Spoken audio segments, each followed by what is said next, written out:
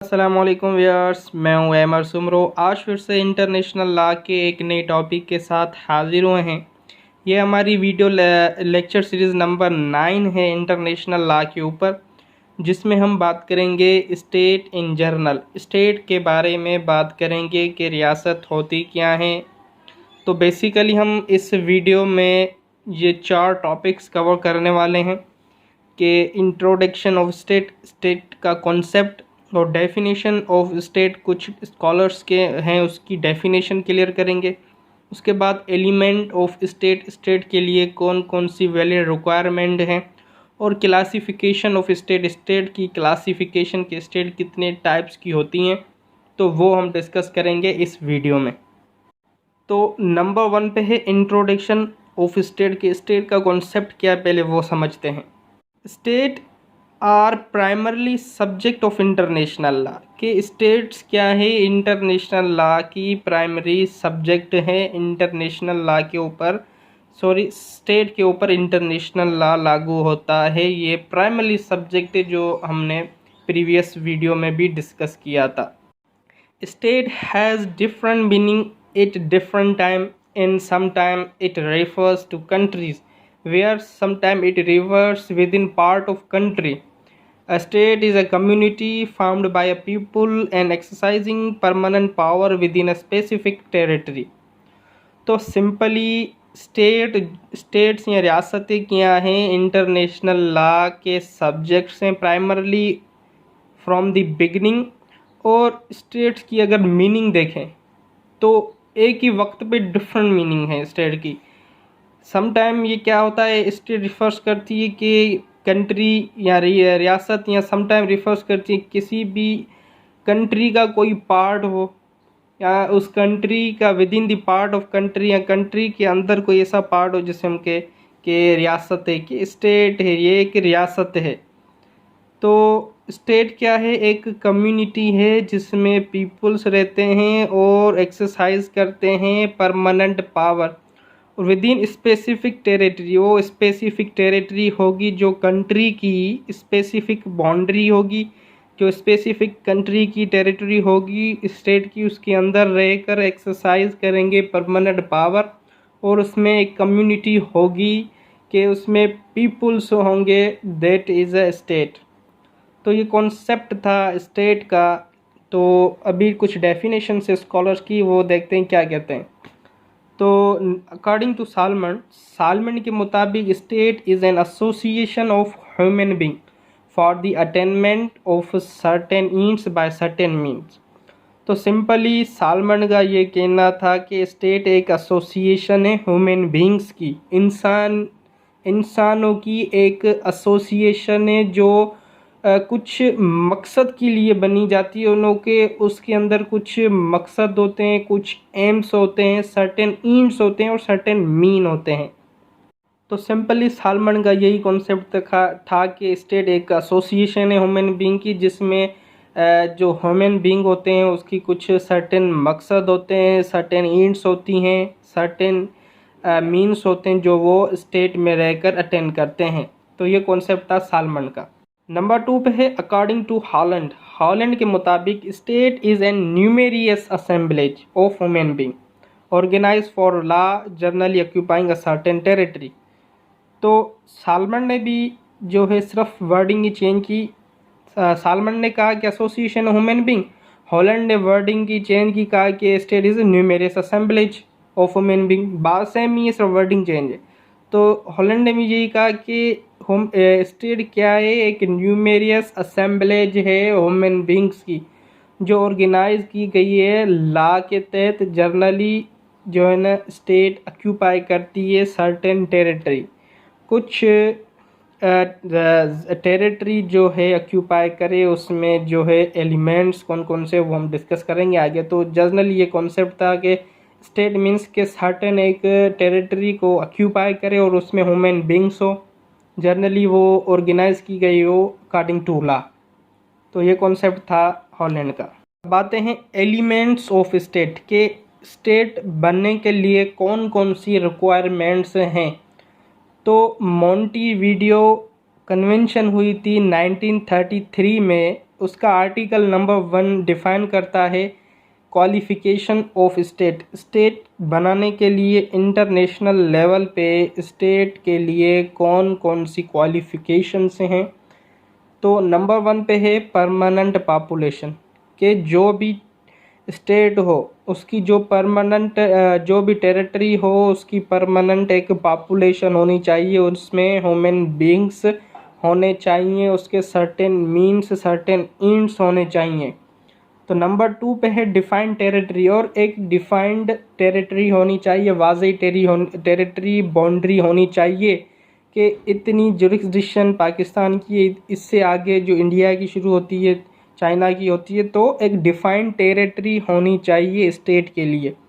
Number 3 पे है government होनी चाहिए, एक वेल बीइंग गवर्नमेंट होनी चाहिए, जो है गवर्नमेंट होनी चाहिए जो स्टेट को अच्छी तरह से रन कर सके, स्टेट के अफेयर्स को चला सके। तो ये 3 थे एलिमेंट्स। नंबर 4 पे है capacity to enter into relation with the other state, और जो स्टेट बन रही है उसका जो है उसकी कैपेसिटी होनी चाहिए कि वो इंटरनेशनली या दूसरी स्टेट के साथ अपना रिलेशन कायम कर सकें या उसके साथ किसी ट्रीटी में इंटर हो सके, इतनी एबिलिटी होनी चाहिए।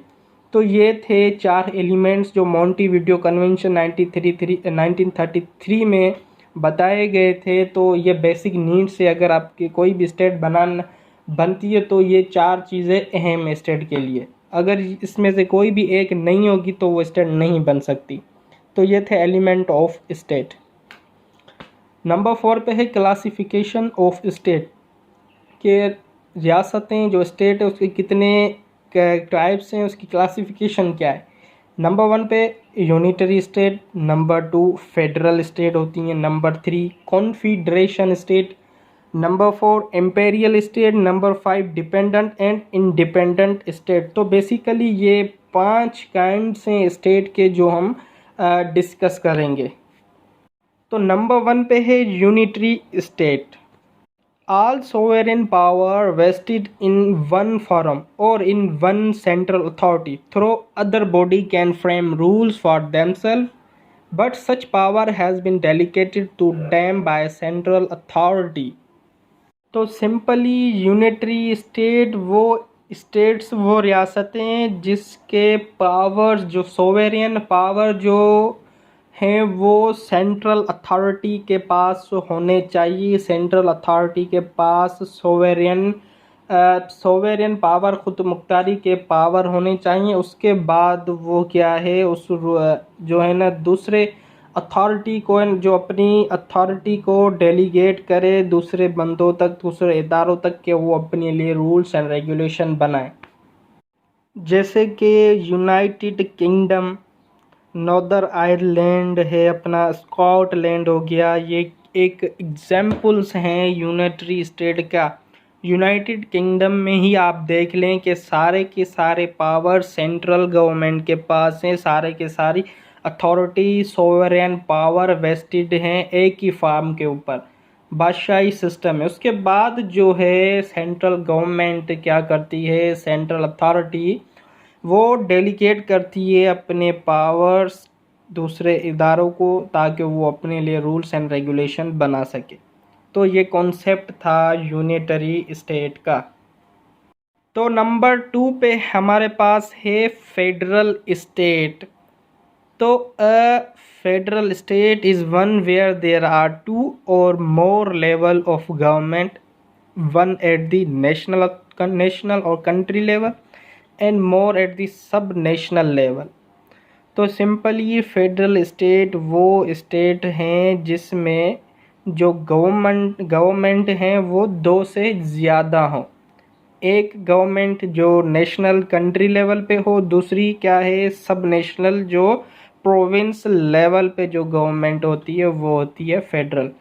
मीन्स के जस्ट आपको ये याद रखना है कि फेडरल स्टेट वो होती हैं जिसमें 2 से ज़्यादा गवर्नमेंट्स होती हैं, जिसमें 2 से ज़्यादा गवर्नमेंट होती हैं। एक होगी नेशनल लेवल पे, कंट्री लेवल पे, दूसरी होगी प्रोविंस की लेवल पे।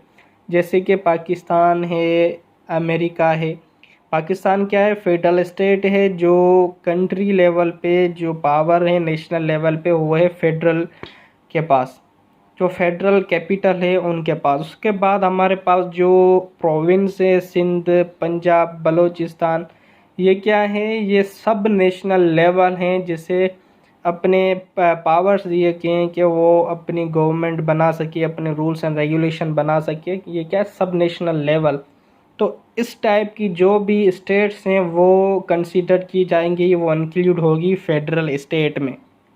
नंबर 3 पे है confederation state. Confederation basically any league और यूनियन ऑफ पीपल और बॉडी ऑफ पीपल और यूनियन ऑफ सोवेरियन और states United for certain common purpose usually created by treaty. तो कॉन्फेडरेशन स्टेट वो स्टेट होती हैं जो ट्रीटी के तहत बनती है, किसी भी इंटरनेशनल एग्रीमेंट के तहत बनती है। और बेसिकली कॉन्फेडरेशन स्टेट का पर्पस क्या होता है, तो किसी बेसिकली जो कॉन्फेडरेशन स्टेट हैं वो एक लीग होती हैं या यूनियन होती है मुख्तलिफ स्टेट्स की, बॉडीज़ की, पीपल की। तो उसका एक सर्टेन पर्पस होता है, उसके लिए वो स्टेट बनाई जाती हैं थ्रू ट्रीटी। अगर कोई स्टेट बनती है, उस स्टेट के अंदर बहुत सारी लीग हो, बहुत सारी स्टेट जो है यूनियन हो, तो उसका एक सर्टेन पर्पस होना चाहिए। जैसे कि the German confederation establish by the Congress of Vienna convention in 1850। German ने कॉन्फेडरेशन स्टेट इस्टेब्लिश की थी। कौन सी, कांग्रेस ऑफ वेनिया में एक कन्वेंशन हुई थी 1815 में। उसके तहत जर्मन ने कॉन्फेडरेशन स्टेट को इस्टेब्लिश किया। कुछ ममालिक थे जो मिलकर, कुछ स्टेट्स थे जो मिलकर अपनी यूनियन, अपनी स्टेट्स को मिलकर एक लीग बनाई, एक बॉडी बनाई कुछ सर्टेन पर्पस के लिए। तो ये होती है कॉन्फेडरेशन स्टेट।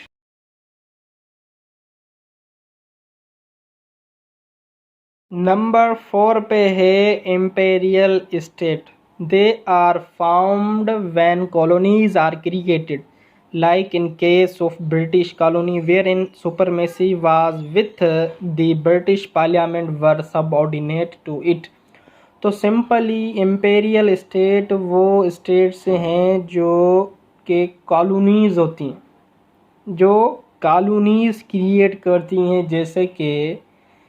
जैसे कि जो ब्रिटिश पार्लियामेंट है, जो ब्रिटिश है, उसकी सुपरमेसी थी, उसकी सब ऑर्डिनेट जो स्टेट्स थी। पाकिस्तान कॉलोनी रह चुकी है, इंडिया कॉलोनी रह चुकी है ब्रिटिश की। तो ब्रिटिश की सब ऑर्डिनेट जो स्टेट थी वो पाकिस्तान एंड इंडिया थी। तो ब्रिटिश की उन दोनों के ऊपर सुपरमेसी थी।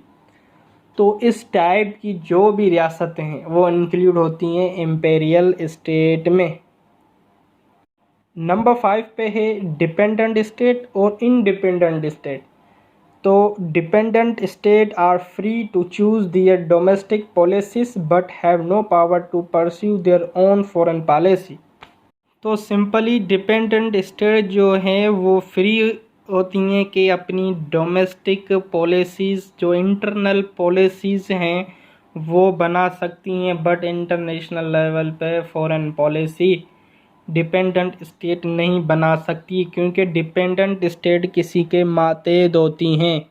जैसे कि ग्रीनलैंड जो है वो डिपेंडेंट है डेनमार्क के ऊपर, तो डेनमार्क के मातहत है ग्रीनलैंड। तो फॉरेन पॉलिसी डेनमार्क बनाएगी, क्योंकि डेनमार्क इंडिपेंडेंट है। डिपेंडेंट कौन सी है, ग्रीनलैंड। तो ये था कॉन्सेप्ट डिपेंडेंट स्टेट के किसी दूसरे के मातहत हो।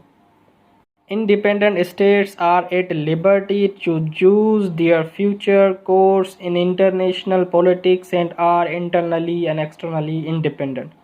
इंडिपेंडेंट स्टेट वो रियासतें जो आज़ाद हों, जो अपने इंटरनल पॉलिसीज़ बना सके, अपने इंटरनेशनल लेवल पर पॉलिटिक्स भी कर सकते हैं, अपने internal and external affairs policies भी बना सकती। इंडिपेंडेंट स्टेट है वो आज़ाद स्टेट है, किसी के ऊपर मातहत नहीं होती, ये फ्री फ्रॉम है। इसको जो है ना अपने फ्यूचर कोर्स के लिए इंटरनेशनल एग्रीमेंट भी कर सकती हैं, इंटरनेशनल पॉलिटिक्स भी कर सकती हैं, अपना इंटरनल एक्सटर्नल अफेयर्स को भी चला सकती हैं, क्योंकि ये इंडिपेंडेंट स्टेट होती हैं। तो सिंपली ये थी क्लासिफिकेशन ऑफ स्टेट। तो ये था हमारा आज का लेक्चर। उम्मीद करता हूँ कि आपको पसंद आया होगा। तो इंशाल्लाह मिलते हैं नेक्स्ट लेक्चर में। जब तक के लिए अल्लाह हाफिज़।